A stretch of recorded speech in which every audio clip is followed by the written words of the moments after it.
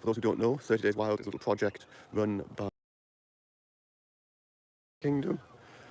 It's a little sort of campaign encouraging people to get out every day in June, of which there are 30 of course, and do something to engage with wildlife and the natural world around them. So I'm trying to do some sort of online content for each of those days, hopefully mainly here on YouTube, or there might be 1 or 2 days where that's a bit awkward. I might just then put a few pictures or something out on Twitter instead. But what we're going to do today is we're going to have a quick look at how we manage some of our meadows here in Perivale Wood, and in particular the way we keep down a bit and encourage wildflower growth in the meadows. So we're going to do that. So we're going to walk into what is called Little Elms Meadow. So I'm just keeping an eye on birds as they fly over as well, hence the looking rather abstracted. So we're going to walk up to the meadow in just a moment and have a look at one of the ways in which we are maintaining that. So I'm going to turn the camera around, and we're just walking through our pond field here. We might look at that on another occasion and look at some of the water in the reserve, but that's not what we're focusing on today particularly. And the wood, Perivale Wood, is, as the name suggests, the main habitat is woodland, but we do have some other habitats around it, and one of the important habitats we have is the meadow, the grassland around it. There are examples of what gets called unimproved grassland. That means it's not had, certainly in recent years, agricultural fertilisers added to it, and that means it should be a relatively low nutritional environment, and that's good for a lot of the wildflowers that, if you have a lot of nutrients in the soil, get outcompeted by the grass. Now there's challenges with that, particularly in an urban environment where nitrogen pollution from all the human activities enriches the meadows even if you do nothing to them yourself, and that is, a management challenge for managing the sort of habitat that we're going to look at. But formally these are still unimproved meadowlands, so there should be lower nutrient loads than you would get normally. And well, the sign here tells you how we manage them, or one of the ways we manage the reserve, the grassland, which is by having cattle graze it. And you'll notice the sign there says don't enter the meadow, but one of my jobs today is just to check that the cows are present. They haven't managed to escape. They are rather clever on occasion, and they do sometimes manage to get out, and also to check that the water trough is still working and so on. So I'm able to go in, and I'll be able to take you guys around with me whilst we do that. So let's make sure I close the gate, just to make sure the cows can't then get back out. Put the chain back over. So there should be 4 cows, and if we look carefully we can see 1, 2, 3, 4. That's encouraging. They're all here. And one of the things that the cows do is they eat away at the vegetation, the grass particularly, and they convert some of that into the cow, into beef essentially, into more of their flesh. And some of the nutrients that were in the soil, some of the material, therefore gets converted into cattle. Some of it comes out the other end of them, of course, and that in itself, as you can see here, provides a habitat for insects. You can see where lots of things have been burrowing into the dung here, dung beetles and dung flies making use of that. So again, that provides some habitat for some insects and some animals. And the cows continue to graze away. And by doing that, they're helping to keep our grassland here as grassland. They'll also, because they're a reasonably robust breed of cows, will be able to take away some of the scrub encroachment. They won't particularly the really nasty and tough stuff. I doubt they would tackle, say, blackthorn that was growing into here, because that's really spiky and tough. But some of the other scrub encroachment they can help with, and again, that if they weren't doing that, that would be more work for us to either do ourselves or to pay to have done.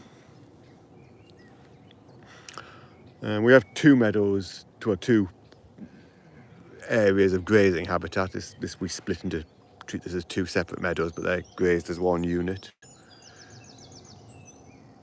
And there was another one that said this one we tend to graze early and then look at doing later in the year either a cut if necessary or putting the cows back in to do a second late graze to again just stop that build-up of vegetation and nutrients and so on, and keep the grassland as low nutrient as we can to encourage the wildflowers.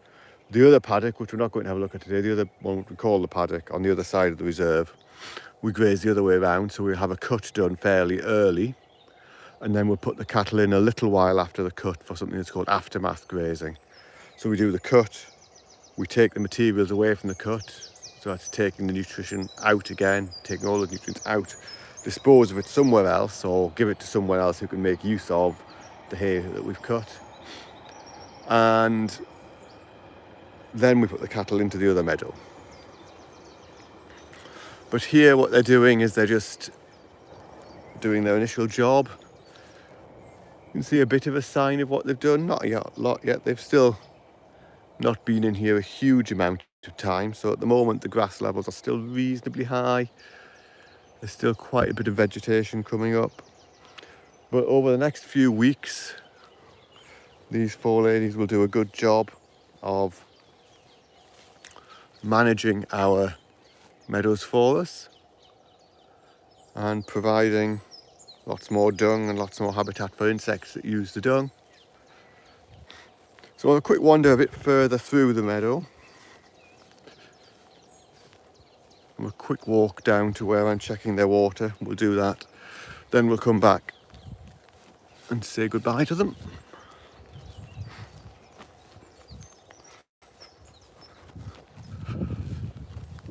And again, it's useful to have the cattle here doing this work for us, because the alternative would either be to cut this by hand, which is a lot of work, or to arrange a mechanical cut, which again can be done, but there are features in here that want machines running over. We've got not a particularly unusual species, but a species of ant called the yellow meadow ant that produces large anthills. And of course, if you mechanically cut somewhere with the anthills can easily get destroyed by the machinery. So again, the cattle just do a useful job for us here in managing the meadow for us. It's a small herd, so that those four are all we've got in here, but it's a fairly small meadow. And 4 seems to be about the right number for the time we have them in.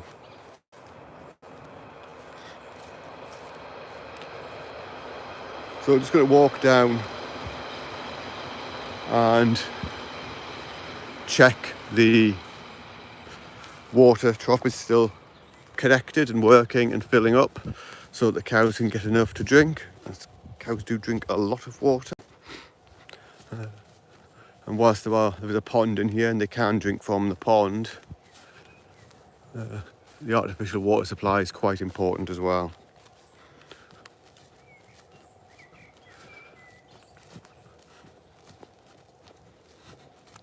So you can see here there's houses right in the edge of the reserve. We are essentially in the suburban sprawl of London, and this is a little bit of what was rural countryside before London reached this far out.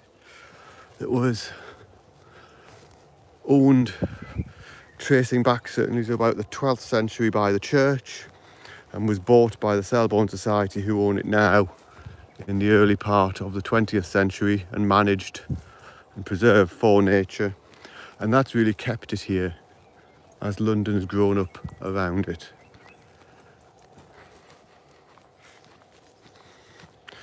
So we'll just go and check the water trough is working, which is here, and then we'll wander back. I have checked the fence line already today. That's the other job when here, was just making sure that the cows haven't found a way through the fence yet, and they haven't. So plenty of water here, that's what we want. Let's just check that the system is still flowing. So essentially the ball, yep, if the water level goes down, it then flows in, so that works.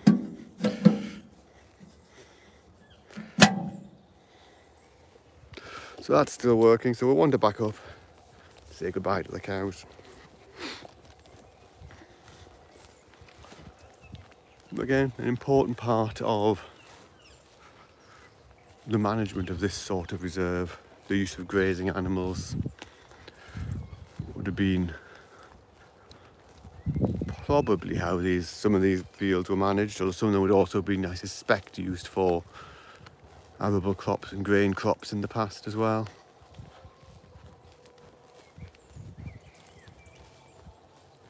But this is a way that we manage things, and certainly in Britain, of course, we don't have the large grazing herbivores in the main. Well, we don't have anything like cows as a native species anymore. The aurochs, the old cow, disappeared, I don't think that long after humans arrived. Homo sapiens tends to wipe out large macrofauna wherever it goes. And the largest thing we've got left in Britain is red deer, and that doesn't occur down here.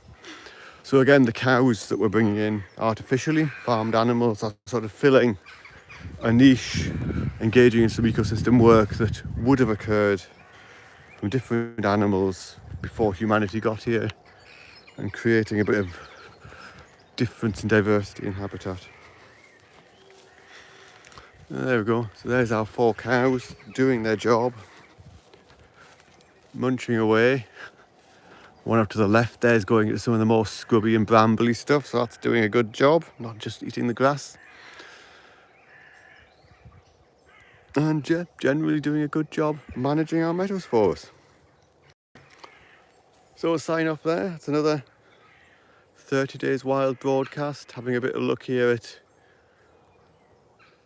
some things that are perhaps less wild, but are an important part of how we manage this sort of site for wildlife and for nature.